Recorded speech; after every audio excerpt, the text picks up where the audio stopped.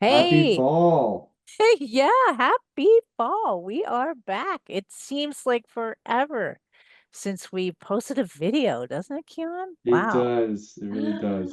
Yeah, we have been busy. There has been a lot of work at the lab, I think, over the last year. I mean, here we are in month 11. We've had a few trials that we've been doing at the lab. We've been busy in the bees, right? Conducting that research. And I guess October went by in a flash. I managed to get up to Humboldt and Mm. visit the Humboldt County Beekeepers Association for their annual honey festival, which was phenomenal. They had 100 honeys for tasting, and it happened to be on the heels of Appomondia, which occurred in Copenhagen this past year. Appomondia, for those who aren't familiar with it, look it up. Just Google Appomondia. It's phenomenal. Might be a goal for us beekeepers to get to eventually. I've not attended one. There were some individuals in the Humboldt area who did attend, and they were able to bring back some honeys from some Eastern Bloc countries, from I tasted honey from Dubai, from a couple of honeys from Northern Africa. It was pretty phenomenal. And the amount of people that moved through that festival, I was blown away. It was really, really well attended.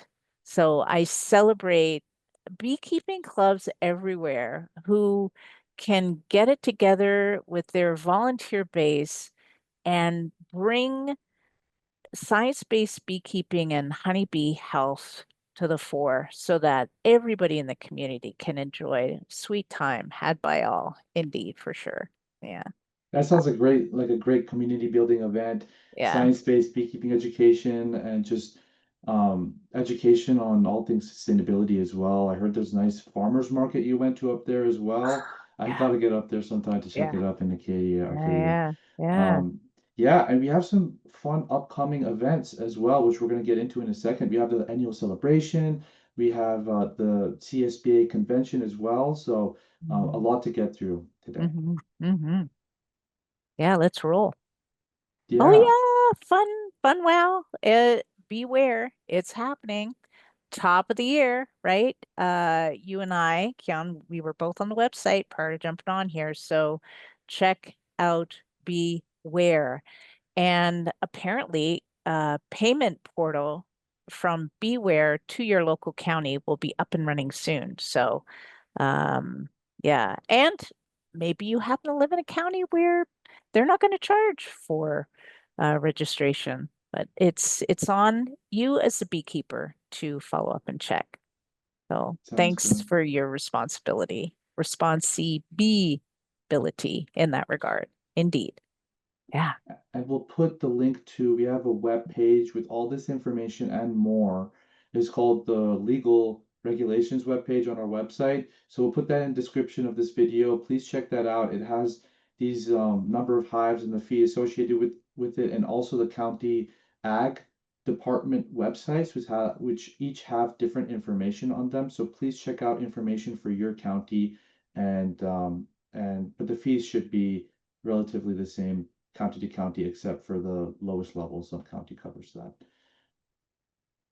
Yeah, great reminder. Thanks, Kian. And if you haven't checked out the knowledge base on the camp website, hit it because it is growing and it's public facing, and all of the information on the knowledge base is available to you and your club.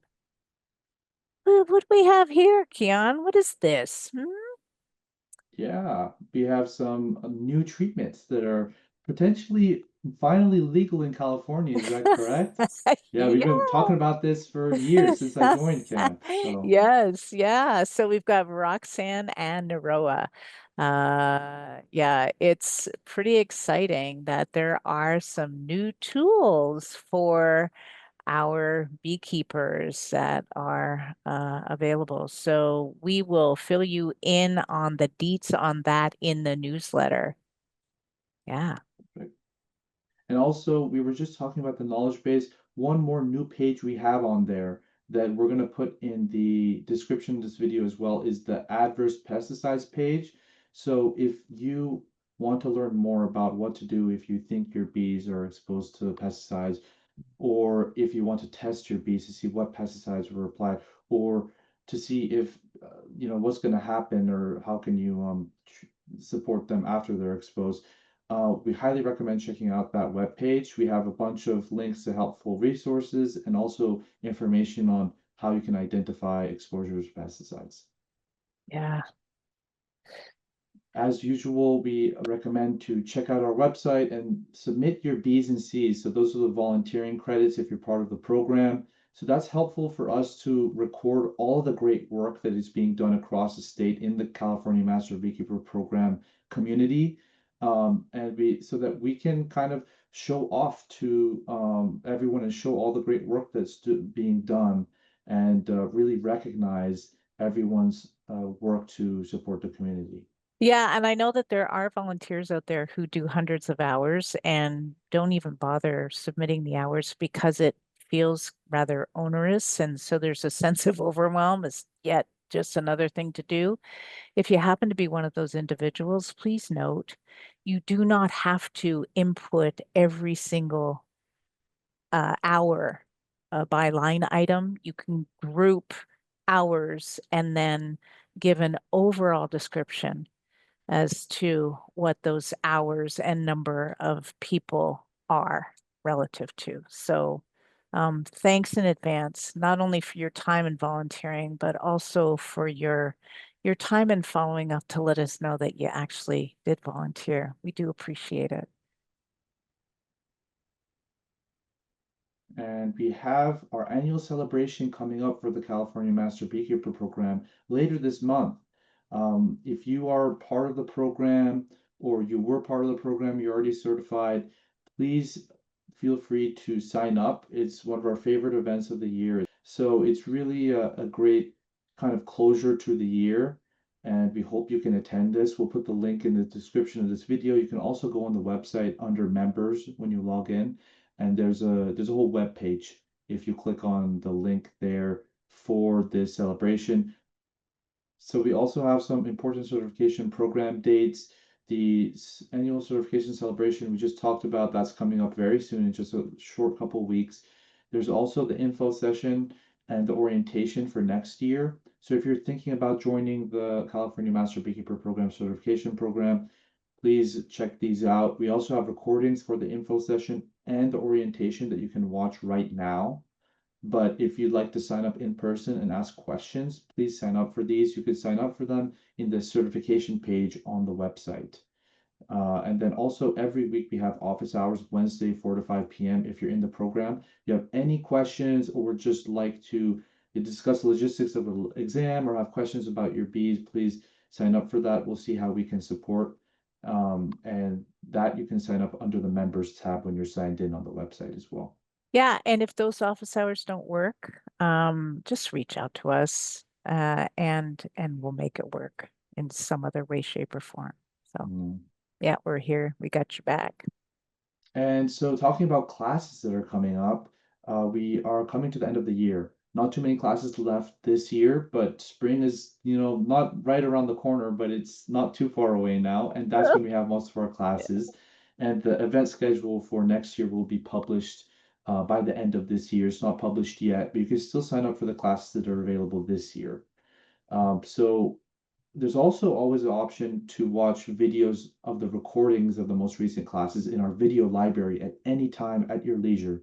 So please feel free to check that out. That's also on the website under Classes Video Library. Make sure you're logged in if you want full access to the video library if you're a certificate or you're a current candidate. Yeah, good points. And I also want to remind everybody that we will be updating our core curriculum as of the 1st of January. So, as you know, camp is open enrollment. You can register anytime.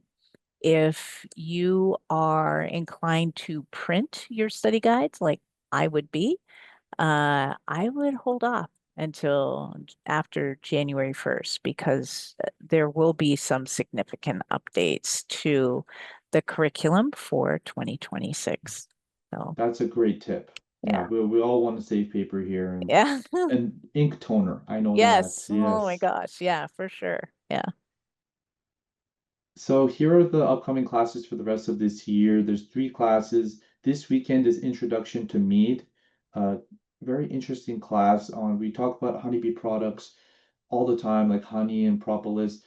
Mead is also a honeybee product that can be a lot of fun, and there's a lot of creativity that is involved in making mead. There's many different ways that many steps to the process, and depending on what you want to get out of it, different flavors. So check that out. Very fun class. One of my favorite classes of the year. There's always different guest lecturers as well that make their own mead that have their own spin on it. So check that out. There's also planning year-round native plant pollinator gardens, and that's November 16th. That's a Sunday, so that's Yeah. not Saturday, just a note there. So you get to learn about what plants to plant and what time of year to plant them and what time of year they bloom for all different types of pollinators. So not just honeybees, but also butterflies, also bats, also moths. They all play important and different roles in the ecosystem. And then finally, we have technology in the apiary. So technology at apiary is very interesting because you get to learn the practical ways you can use technology to support your management decisions in the apiary. So that could look like a remote sensing showing the temperature in the hive. You'd be surprised how much you can learn by just having the weight of the hive in a lot, logged online, and also just temperature and humidity, just a few different metrics, and you can really be from a remote location very aware of if your hive is swarming or if it's doing well or if you need to go inspect it. So get to learn about the different technologies you can use to support yourself in that class. Yes, and such a cool record keeping tool as well, right? I love it. And Yeah. I have a little sneak peek into in-person experience that we're offering that folks might include if you're a gift giver at some points in November or December. You may consider gifting an opportunity to the science of honey tasting and the science of mead making and tasting. It's a 2-day experience in collaboration with the Hive in Woodland. So it will be taking place at the Hive in Woodland on January 24th, which is a Saturday, and the 25th, which is a Sunday. And for those 2 days, we will be immersed in all things honey and mead. And details for those two classes, you can take them together, or it can be a one-off, or you can buy it as a package. Details will be uploaded to our website soon. We'll be sending more intel on that shortly. So consider it as a gift that you could potentially give somebody over the winter break. That's exciting. So that's coming up then, before the Yeah. end of the year. Okay. Well, Okay. January, January. end of Okay. Yeah. January, 24, 25. Yeah. Perfect. Mhm.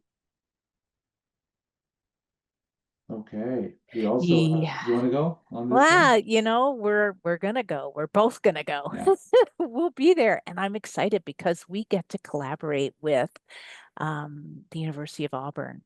So that's cool because currently the University of Auburn is doing some pretty significant research on AAA labs, which of course I dare mention that which shall not be named because we don't want said mite on top of the varroa mite to deal with as a pest in any of our hives here in the US.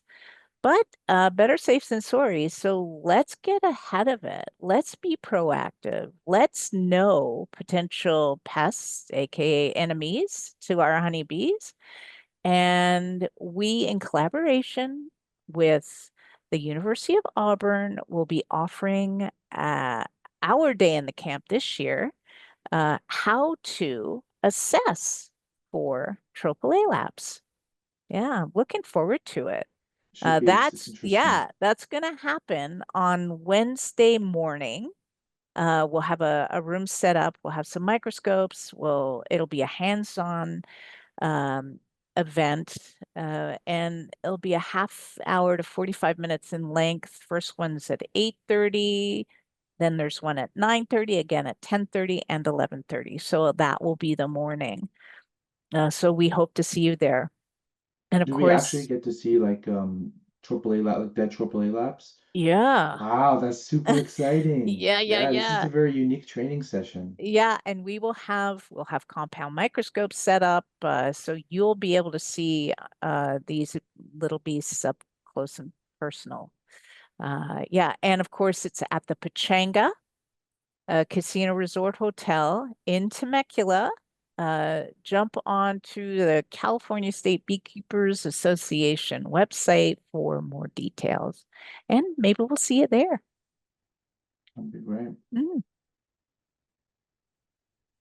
And now we're going to dive into our interview of the quarter, and that's with Delaney Whitehead, the California Honey Queen. And this is an interview that we had the pleasure of doing, and you'll get to learn more about Delaney and all that she's done in the last few years, even through all of the adversity she's faced to support the beekeeping community and all the acts of service as well. Hi, campers. Thank you for joining us. Today we have a fun interview with Delaney Craighead. She's actually the Honey Queen for California. And also, we have the opportunity to learn about her life story and all the service she's doing, and also how she's been able to handle all the challenges that life has thrown at her. So, thank you so much for joining us, Delaney. We're very excited to have you today. Hello, thank you for having me. Yeah, so I think a fun place to start would be all this service that has been so central to your life.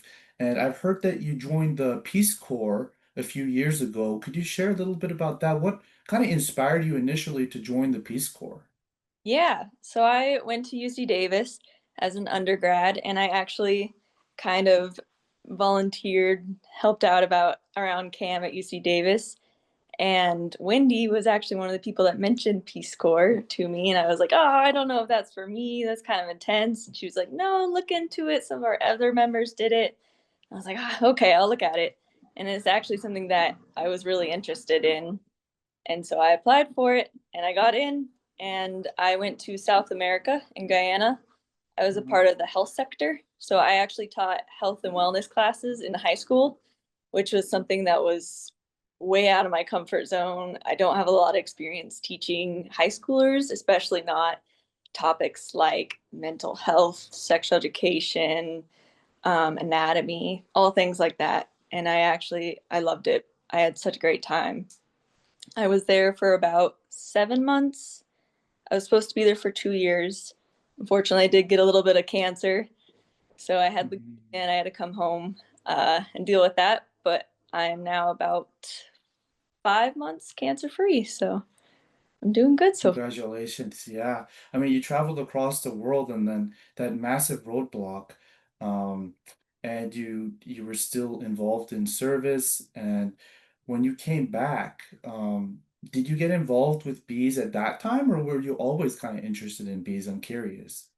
I was always kind of interested in bees. Well, I've always been interested. I majored in animal biology and minored in medical entomology. And my biggest issue is that I couldn't choose between insects and animals. I was like, Mm, or the other. So I need to find something in the middle. So I actually had an interest in parasitology. And that's how I kind of came through looking through different parasites and found bees. And I was like, that seems like a really fun insect to work with. I've always liked them. I've always wanted to kind of like learn more about them. I've always been curious about them.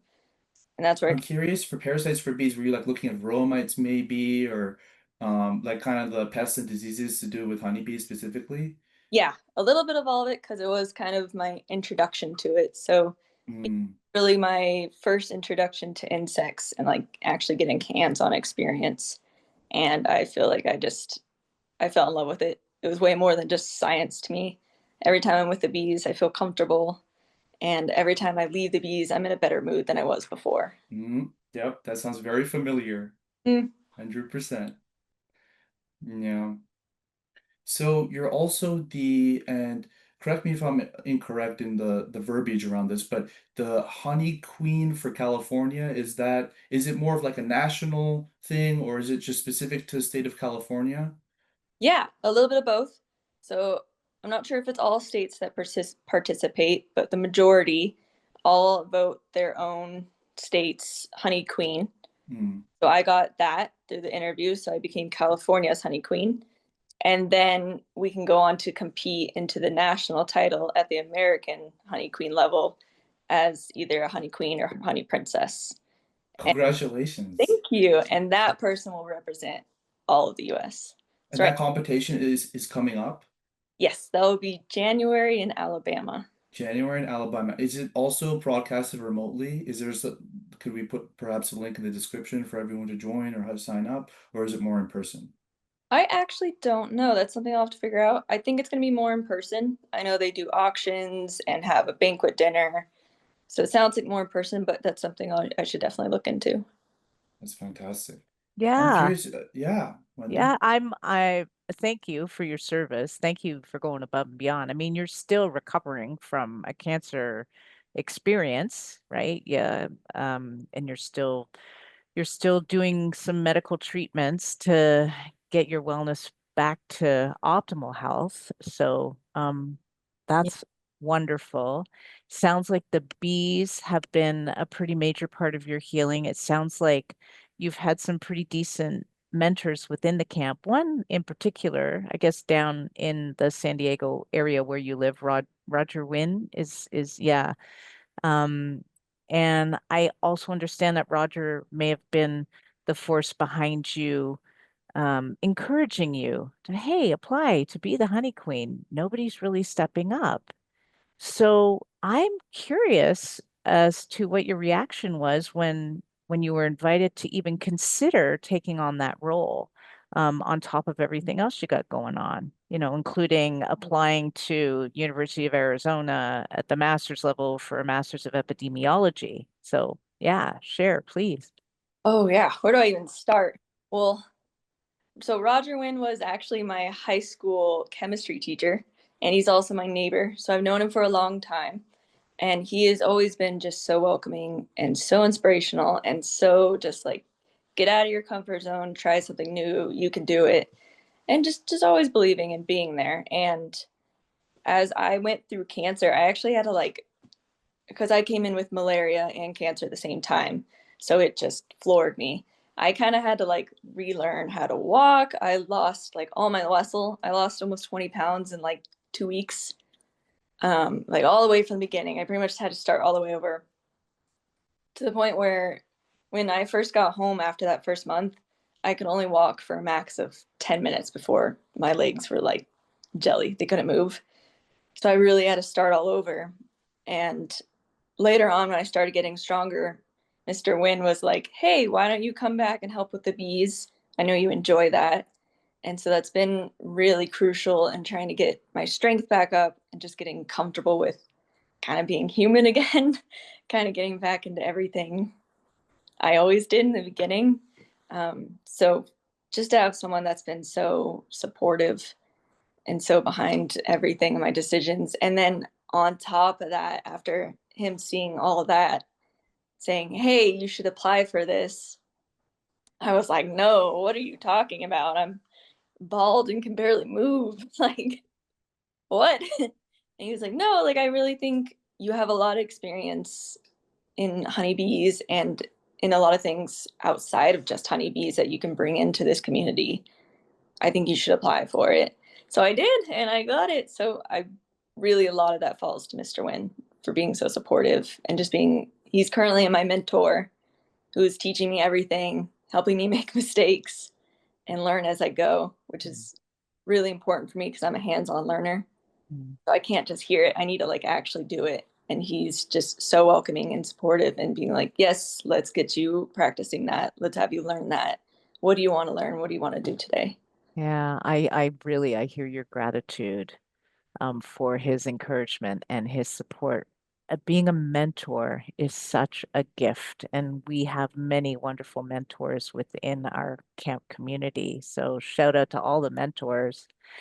And as a result of Mr. Wynn mentoring you, you fill out the application, you achieve the designation of the Honey Queen for the state of California. And would you share with us what the responsibilities of being a honey queen for the state entail? Yeah. So some states actually have a like full-on competition and it's a little more in depth. California has, I think, what's called like an alternate application. So I go through an interview process instead. And so that's how I got that. I got it a little late into 2025, maybe like,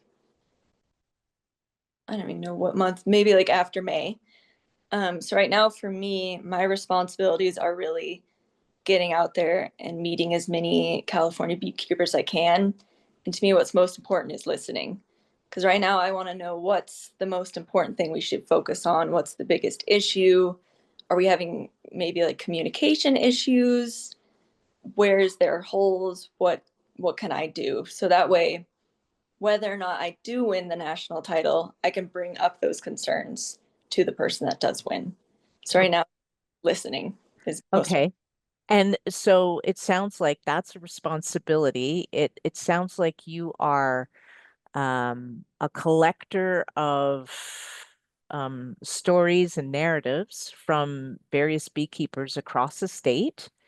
And then you get to, you're the human repository of said concerns and stories, etc. And then you bring them, where do you bring them and how do you share them? And how do we elevate that awareness to benefit not only beekeepers, but bees in general?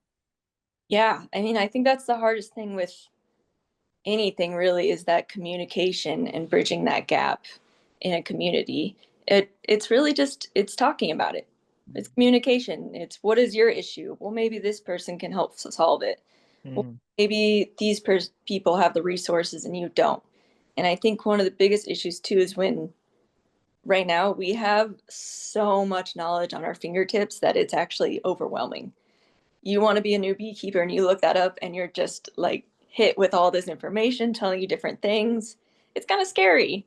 So I think it's nice just to be as a representative to be like, hey, that's not that scary. Look at all of this community you have. Look at all this help you have and resources. How can we help you? How can we get you on here so that you feel comfortable? Mm. Hmm. Really about, and then, oh, sorry. No, keep going. Conferences, we have meetings, there's fairs, there's all kinds of different things. So really just getting the word out, getting the communication out and helping have one home place that people can reach to and say, "Oh, it's actually not that scary. It's more Okay. fun. Maybe it's interesting. There's different sides to it." Yeah. So that was my question. It's like, how are you connecting? So it sounds like through state fairs or county fairs, and do you go to bee clubs? Yes, you can actually as the national title, there is the website and you can email it and request the queen or princess to come and visit. So that could be FFA clubs, that could be Oh, state wow. fairs, that could be news, baking shows, 4-H, all kinds of stuff. Yeah. every, Wow. yeah, really. They Wow. try, I believe, between the queen and princess to hit all 50 states. Oh, cool. So yeah, That's so definitely a Wow. national platform. yes, that's the national Yeah. form. Wow. Wow. And so I've always been kind of, queens and princesses, that kind of that's a vibe that can grow rather tiresome. It's yeah, it's just it's sort of old school in some ways, but in other ways, it certainly catches your ear when you hear it, right? And so I guess you can leverage the title to benefit the beekeeping industry and honeybees and science-based information on bees as a whole. And how exciting, especially I would imagine for little kids who are at a county fair, let's say, or just curious or happen to be watching or listening to a TV show or a podcast to hear, oh, we've got the National Honey Queen or the princess. So it can be inspirational. I'm thinking from an educational perspective for little kids and for us older adults as well. Yeah. I also think it'd be kind of intimidating to go to maybe like a research conference or a professor or like Ah, something. yeah. And as an adult, I still get nervous going to conferences like that and talking to people and people in research centers. But when I hear the word like queen or princess, I'm a little bit more like, I something about it feels inviting, less scary, and that I Mm, can't explain, but mm. it just feels more open, maybe. Yeah, yeah. Thanks for sharing that. That's great. And I also, Um, one more thing, sorry. yeah. I also think this title is great because not only does it give like younger women a platform to talk about beekeeping and things they love, but it brings in that younger generation. So now you have the older generation and the younger generation, and now they're working together. So you Mm, in that you pulled them in, and then you're also pulling in the older generation, and then they're talking, and now you have that communication starting. mm, mm. Yeah, that's insightful, and that's helped me just based on what you've just said, reframe my understanding of the message. Yeah. Yeah, for sure. I'm liking that a lot. Um, do you have any advice you would give to others who perhaps are experiencing some personal challenges, health-wise, uh, but at the same time, we want to live a life of purpose and meaning. Mhm. So how do we continue to make these impacts on our communities? How do we continue to serve despite all of our challenges? Do you have any words of wisdom for us out here? Um, I would say the best thing I've ever learned is that it's okay to ask for help. If that Mm, you don't know where to start, you don't know what to do, you can't handle everything on your own, whatever it is, I feel like it always starts with just asking for help. And that's one of the things I had. I was very lucky to have a really supportive, really great support system between friends and family, and just the people and friends that I made in the Peace Corps in Guyana still check in on me and ask how I'm doing. wow. Yeah, they're still like, how are you doing? What's going on? Is your hair growing? Like, do you have a job? So just making sure you're reaching out to people and you're asking for help, because I think you have a lot more people behind you that are willing and just beyond wanting to help you than you really realize. Mm, that's also really wise advice. So who's helping you get to Alabama? Tell us about that. How do you fund this whole endeavor? Like, I have no idea. Yeah, so it actually has to, a lot of it come from personal funding. So I am trying to raise donations so that I can cover the airfare and lodging to get there to Alabama. And then on top of that, the national title itself is selling $5 raffle tickets for this really beautiful quilt. And it's made of bee products, I believe. Yeah, for $5, they're also selling those. And that all of that money goes to the funding for the National Queen and Princess so that they can go to the places they're requested to be at. Oh, wow. I did not know that. Is there a link or a GoFundMe page or something that we can put into our newsletter to support you personally and to purchase, say, tickets for the bee quilt? Yeah, I would be happy to send you both. I gotta pull them off my computer, but I have a flyer for the personal funding and then also the website for the national title as well. Wow, terrific. Uh, any other questions, Kian, before I we? don't think so. Yeah. Yeah.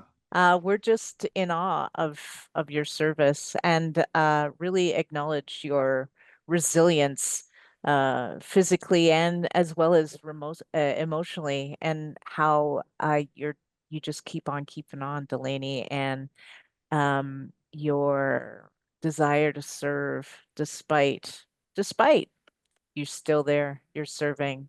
It's really meaningful. And we thank you and the bees thank you. Oh, I think it's an honor to be representing the beekeeping community. I have never once met a beekeeper that wasn't excited and willing to offer help and to Mm. share knowledge. And that's why I just love this community so much, because they're always so willing to be helpful and share things. And then you get all the way down to the bees and you just get to spend time with them and see them grow and buzz around. And yeah, it's just all very positive for me and very helpful for me getting back up on my feet as well. Thank you. We wish a complete return to your optimal health for you. May you be well. May you be well always. And, Thank you for the privilege of your time with us today in the camp, Delaney. oh, and yeah, no, thank you guys for letting me talk and share. That means a lot. Yeah, thank you. Be well. Take care. Thank you. Welcome back. Wow. Yeah. Go Delaney is all I can say. I'm so grateful for Delaney's commitment and steadfast perseverance and just showing up as a voice on behalf of pollinators and a bright, sparkly teacher. She herself has really great honeybee energy, and may her endeavors be supported all the way around. Yeah. And as always, we welcome any feedback for these videos and the content that we're bringing to you. Please check out the feedback form in the description and let us know what you like to see more of, what you like to see less of.